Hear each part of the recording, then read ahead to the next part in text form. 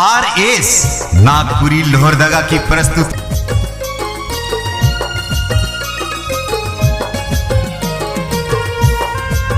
Miss Anjali रानी, miss Anjali रानी, miss Anjali रानी।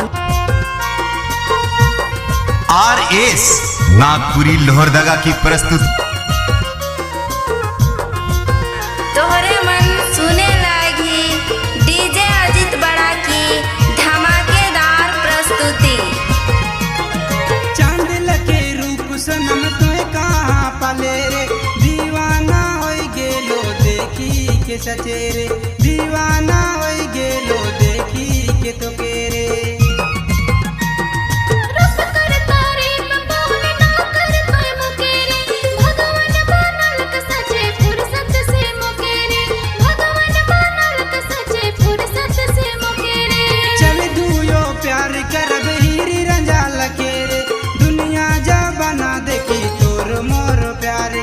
दुनिया जा बना देखी तोर मोर प्यार के।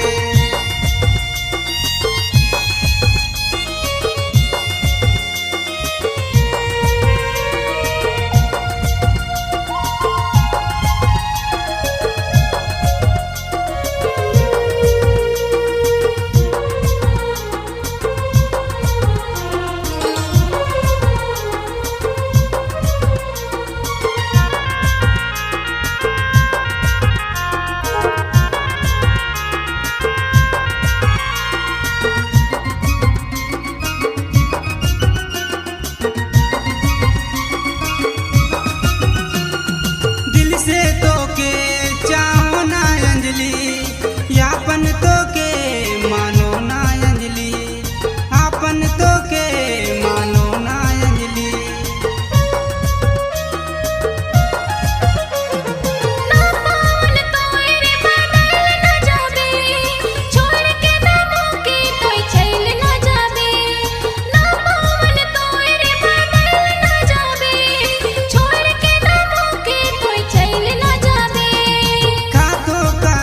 सनम तोर रहबू सनमो जनम तक साथ देबू, RS दीवाना करवा दाए रे, अंजलि मैं तो के तो नहीं बुलाबू।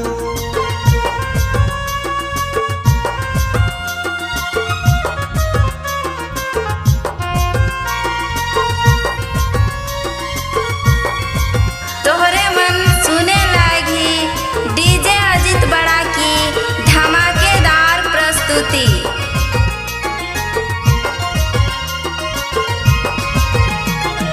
गाँव घर कर टेंशन तो ना ले रे, तोरे लेकिन सब कुछ भुलाए देबू रे, तोरे लेकिन सब कुछ